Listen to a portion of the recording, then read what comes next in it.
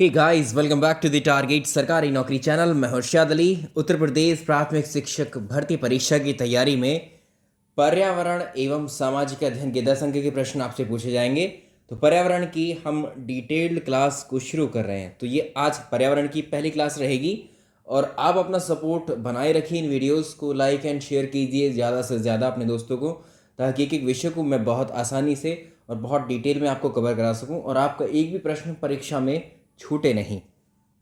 और कल आपके लिए लाइफ स्किल की क्लास आएगी। उसके अलावा अलग अलग विषयों की क्लासेस आपको आएंगी। जल्दी ही आपको हम टाइम शेड्यूल दे देंगे, ठीक है। 1 अप्रैल से जो क्लासेस हम शुरू करने जा रहे हैं, एक दिन में 3 से 4 विषयों की, वो आपको मिल जाएगा।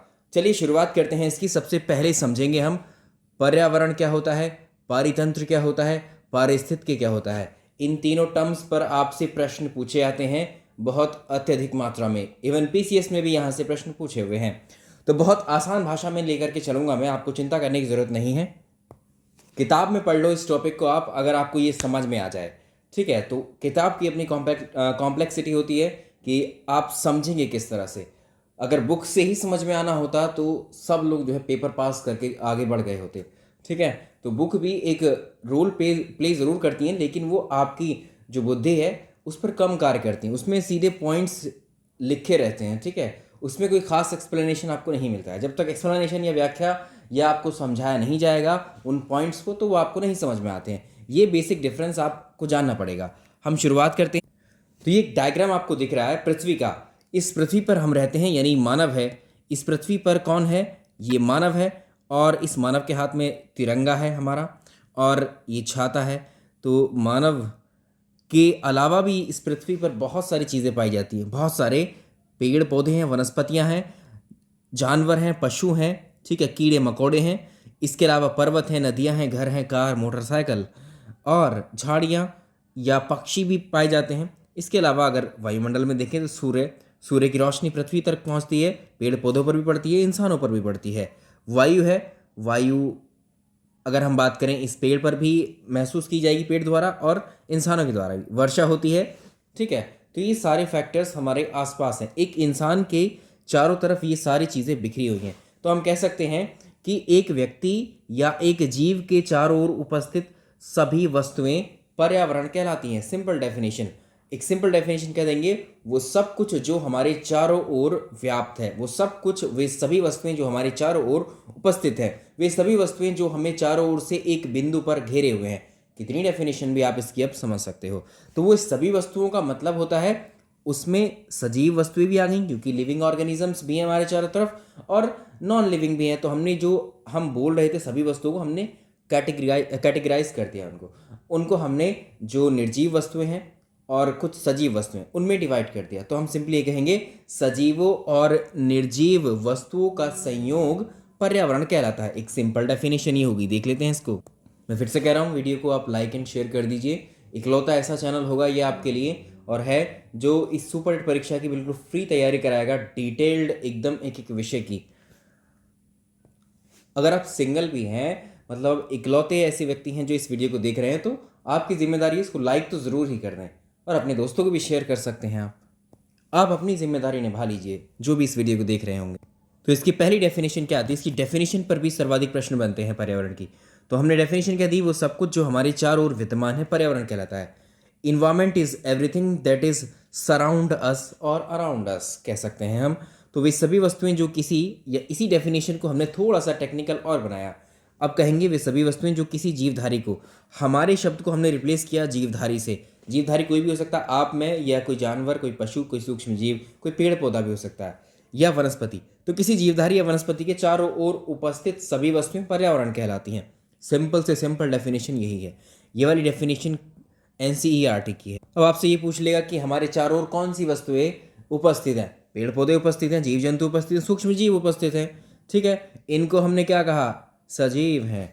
हमारे चारों ओर जल है, वायु है, पर्वत है, माउंटेन, बहुत सारे निर्जीव, जितनी भी निर्जीव चीज़ें हैं उनको हमने नॉन लिविंग या निर्जीव लिख दिया, ठीक है। तो हमारे चारों ओर कौन सी वस्तुएं हैं? ये सारी वस्तुएं उपस्थित हैं।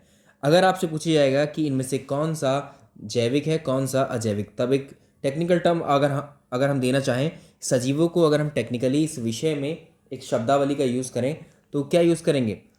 जितने भी सजीव हैं जिनमें जीवन होता है उनको सजीव बोलते हैं, लिविंग बोलते हैं, और लिविंग को ही एक नाम दिया जाता है जैविक, ठीक है, और निर्जीव को दिया जाता है अजैविक, ठीक। बायोटिक, एबायोटिक, ये दोनों कंपोनेंट्स है।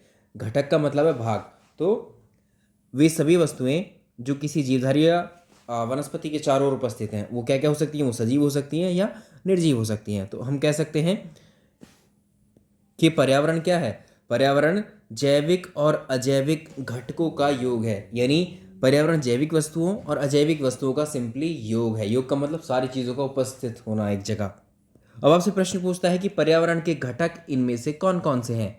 तो पर्यावरण के घटक अभी हमने बताया, एक तो होते हैं जैविक घटक और अजैविक घटक, बायोटिक कंपोनेंट, एबायोटिक कंपोनेंट।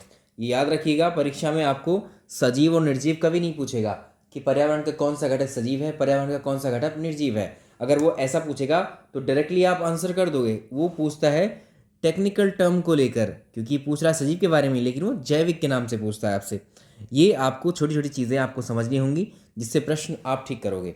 तो जैविक घटक हमने कहा, क्या कहा, पेड़ पौधे होते हैं, जीव जंतु होते हैं, सूक्ष्म जीव होते हैं। सिंपली जो पेड़ पौधे होते हैं पर्यावरण में, ये कहलाते हैं उत्पादक। उत्पादक क्यों कहलाते हैं? क्योंकि ये सनलाइट लेते हैं एटमॉस्फेयर से, ठीक, सन से सनलाइट लेते हैं और ज़मीन से जड़ों की मदद से पानी को एब्जॉर्ब करते हैं, मिनरल्स को लेते हैं। साथ ही वातावरण में या वायुमंडल में जो हमारे कार्बन डाइऑक्साइड है इनको लेते हैं। तो इन तीनों चीज़ों के कॉम्बिनेशन से ये फूड तैयार करते हैं, भोजन का निर्माण करते हैं अपने। और ये क्या करते हैं, जो अपना भोजन स्वयं बनाते हैं वही कहलाते हैं प्रोड्यूसर या प्लांट्स। जीव जंतु क्या करता है, ये तो पेड़ पौधों को खाता है या दूसरे जानवरों को खाता है। तो ऐसे जीव जो पेड़ पौधों को खाते हैं या दूसरे किसी जानवर को खाते हैं वो उपभोक्ता कहलाते हैं। अब जो केवल पेड़ पौधों को खाते हैं वो प्राथमिक उपभोक्ता है, जो केवल मांस को खाते हैं वो सेकेंडरी उपभोक्ता है। इस तरह से कह सकते हैं। सूक्ष्म जीव अपघटक, यानी पेड़ पौधे जीव जंतु के मरने के बाद में अगर उसको फेंक दिया जाए, धीरे धीरे आप देखेंगे 1 दिन बाद, 2 दिन बाद, 10 दिन बाद, 50 दिन बाद, 1 साल बाद, 2 साल बाद, तो देखेंगे उसकी बॉडी धीरे धीरे गायब होने लगती है। तो उस पर जो अपघटक हैं, सूक्ष्म जीव हैं, जिसमें जीवाणु आते हैं और कवक आते हैं, ये इस बॉडी को डीके कर देते हैं, खा कर इसको खत्म कर देते हैं, ठीक। तो ये होते हैं डीकम्पोजर, ठीक। तीनों ये हो गए। तो ये तीनों क्या है, ये जैविक घटक है। जैविक घटक जो सजीव हैं वो जैविक घटक। अजैविक घटक कौन से होंगे? प्रकृति में विद्यमान जितनी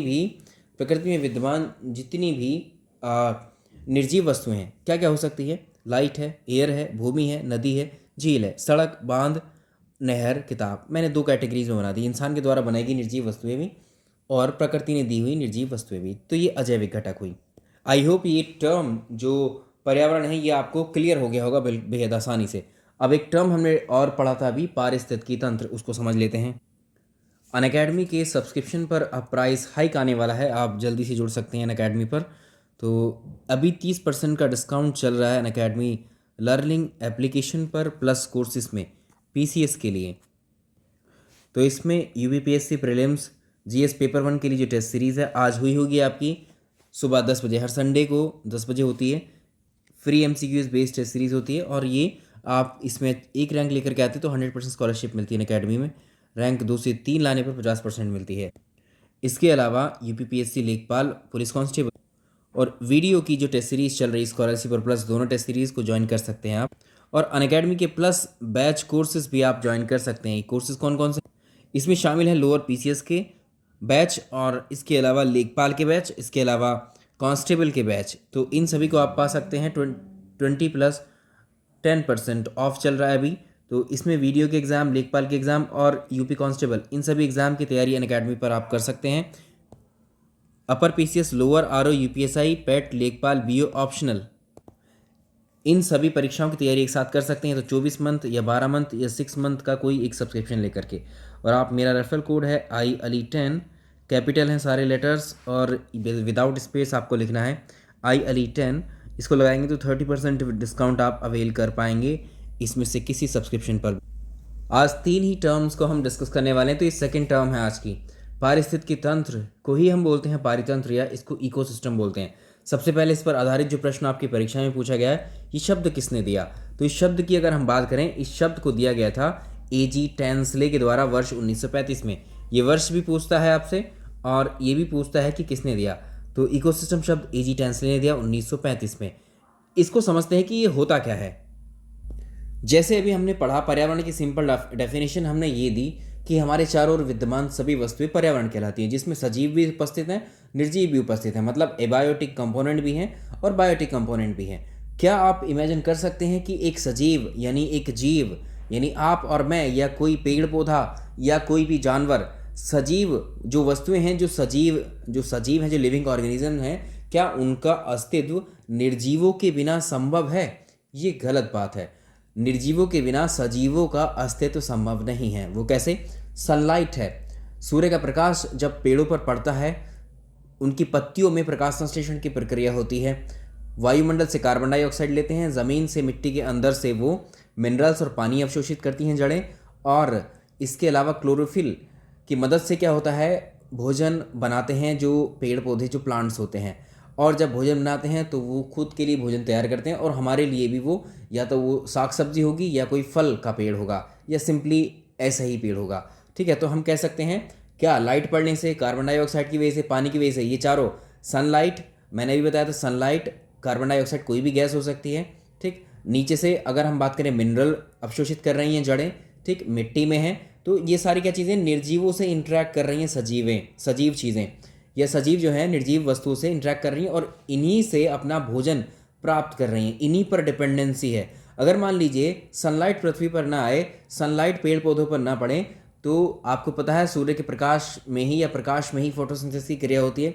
अगर फोटोसिंथेसिस नहीं होगी, सूर्य का प्रकाश नहीं होगा, तो फोटोसिंथेसिस भी नहीं होगी। फोटोसिंथेसिस नहीं होगी तो पेड़ पौधे अपना खाना नहीं बनाएंगे और वो कुछ समय में ही डेड हो जाएंगे, वो प्लांट्स, यानी प्लांट मर जाएंगे। प्लांट मर जाएंगे तो वो ऑक्सीजन भी रिलीज़ नहीं करेंगे जिसकी हमें आवश्यकता होती है, और वायुमंडल में कार्बन डाइऑक्साइड का स्तर बढ़ जाएगा। कुछ दिन बाद हमारा अस्तित्व भी खत्म हो जाएगा। तो हम क्या कर रहे हैं, हम डायरेक्टली इनडायरेक्टली, इंसान को भी सनलाइट की ज़रूरत है। ठीक है, तो अल्टीमेट सोर्स ऑफ एनर्जी पूरी पृथ्वी पर केवल सनलाइट है। तो हम कह सकते हैं कि सजीव जो है निर्जीवों के साथ कुछ ना कुछ क्रियाएं कर रहे हैं, एक क्रियाओं से संबंध स्थापित हुआ है। इंसान का उस सूर्य के प्रकाश का जो सजीव हैं अलग अलग तरह से प्रयोग करते हैं। जैसे एक पेड़ पौधा है तो वो भोजन बनाने में कार्य कर रहा है। अगर एक इंसान के ऊपर वो सनलाइट पड़ रही है, हमारे ऊपर पड़ रही है, तो हम अपनी बॉडी में विटामिन डी के संचार के लिए, विटामिन डी के फॉर्मेशन या संश्लेषण में कार्य करती है वो।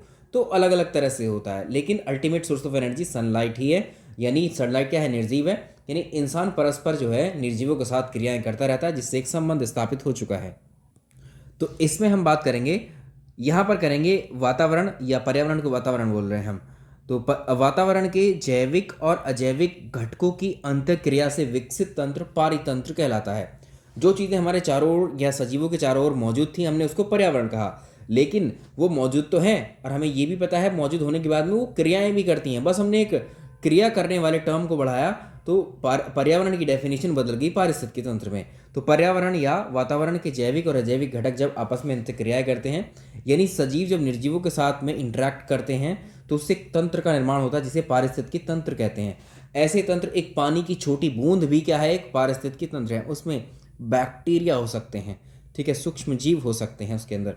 एक महासागर भी क्या है, पारितंत्र का एग्जाम्पल हो सकता है। ठीक, तो अभी देखते हैं इसके एग्जाम्पल पूछते हैं आपसे। पारिस्थितिकी तंत्र के प्रकार पूछता है, टाइप्स ऑफ इकोसिस्टम। दो प्रकार के होते हैं, एक प्राकृतिक पारितंत्र होता है जिसको हम नेचुरल इकोसिस्टम बोलते हैं, दूसरा मानव निर्मित पारितंत्र होता है जिसको आर्टिफिशियल इकोसिस्टम बोलते हैं। और आर्टिफिशियल इकोसिस्टम को ही एक और नाम दिया जाता है एंथ्रोपोजेनिक इकोसिस्टम। ठीक, तो आपसे पूछता है परीक्षा में कि इनमें से कौन सा एंथ्रोपोजेनिक इकोसिस्टम है, या मानव निर्मित या आर्टिफिशियल है। पहले हम पढ़ेंगे प्राकृतिक पारितंत्र। प्राकृतिक पारितंत्र वो सब हैं जो पृथ्वी पर अवेलेबल है और प्रकृति ने हमें दिए, मानव ने उसको नहीं बनाया है।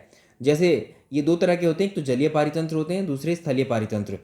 पारितंत्र का मतलब आप समझ गए हैं। ठीक, पारितंत्र का मतलब जहाँ सजीव निर्जीवों के साथ में अंतःक्रियाएं कर रहे हैं और एक संबंध स्थापित हो चुका है उनमें।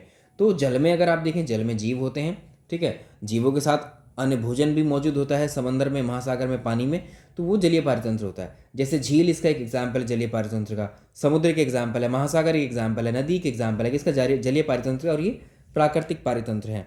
इसके अलावा स्थलीय पारितंत्र, टेरेस्ट्रियल इकोसिस्टम क्या होते हैं, वन है, घास के मैदान है, मरुस्थलीय टुंड्रा है, ये सारे क्या हैं, प्राकृतिक हैं लेकिन स्थलीय हैं। याद रखेंगे भाई, जल के अलग हैं, स्थल के अलग हैं। अब बात करते हैं, सबसे ज़्यादा तो पूछे जाते हैं, सर्वाधिक प्रश्न है वो मानव निर्मित पर पूछे जाते हैं। जैसे फसल और भूमि, तो इंसानों ने जंगलों को काटा, जंगलों की जगह क्या बना दिए, वहाँ पर खेती करता है वो, या बिल्डिंग्स बना दिए, या शहर बसाता है। तो फसलों की भूमि या कृषि भूमि या धान का खेत, कोई भी खेत होगा, क्रॉप लैंड होगा या एग्रीकल्चर लैंड होगा, वो सब क्या होते हैं, वो मानव निर्मित पारितंत्र का एग्जाम्पल होते हैं। सीड बैंक, बीज बैंक भी क्या है, मानव निर्मित पारितंत्र है। एक्वेरियम, जिसको फिश पॉन्ड बोलते हैं, या जल जीवशाला, छोटी छोटी मछलियाँ छोटे से पॉन्ड में, तालाब में तैरती रहती हैं, आर्टिफिशियल होता है ये। तो ये क्या है, सब मानव निर्मित पारितंत्र है। अब इसमें से आपसे प्रश्न ये पूछा गया है पिछली परीक्षाओं में कि बताइए पृथ्वी पर सर्वाधिक विस्तृत क्षेत्र में फैला हुआ पारितंत्र कौन सा है। याद रखिएगा, महासागर पृथ्वी पर लगभग 70% एरिया पर फैले हुए हैं। तो महासागर सबसे बड़ा पारितंत्र होते हैं हमारी इस पृथ्वी पर, और सबसे स्थिर या सबसे स्टेबल पारितंत्र भी महासागर ही होते हैं। ये भी प्रश्न पूछा हुआ है। और ऐसे पूछता है, इनमें से कौन सा मानव निर्मित एंथ्रोपोजेनिक है। अगला टर्म देखेंगे पारिस्थितिकी शब्द के बारे में। ठीक है, पारिस्थितिकी तीसरा टर्म है, इसको अर्नेस्ट हैकल ने दिया था, ये प्रश्न पूछा हुआ है। ठीक है, पर्यावरण और जीवों का जो पारस्परिक संबंध स्थापित हो चुका है, अगर इसका अध्ययन हम करते हैं तो सिंपली ये पारिस्थितिकी है।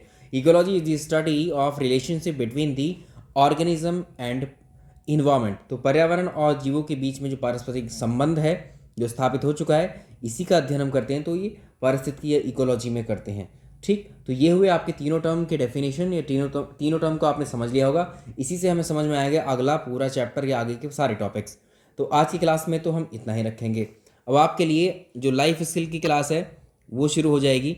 कल ही मैं आपको टाइम टेबल देता हूँ अलग अलग क्लासों का, ठीक है, जो क्लास यहाँ चैनल पर चलेंगी लाइफ स्किल की। और आप कहो तो मैथ्स की क्लास भी शुरू करेंगे, साइंस की क्लास भी चलेगी आपकी, ठीक, और करंट अफेयर्स की क्लास चलेगी। तो ये सारे स्कोरिंग सब्जेक्ट्स को हम शुरू कर रहे हैं। तो आप अपनी प्रेजेंस बनाए रखिए। आपसे मेरी दरख्वास्त है, रिक्वेस्ट है कि आप जो है इन वीडियोस को ज़्यादा सपोर्ट कीजिए, शेयर कीजिए। भर्ती का अनाउंसमेंट कभी भी हो सकता है, तो इसलिए आप जो है ज़्यादा देर ना करें, बस तैयारी से जुड़ जाएँ। इकलौता ऐसा चैनल होगा ये, मैं फिर से कह रहा हूँ, जब भर्ती का अनाउंसमेंट हो जाएगा हम ही आपको फ्री में ये कंटेंट डिलीवर करेंगे वीडियो कोर्सेज के माध्यम से। इस वीडियो में इतना ही। Thank you so much.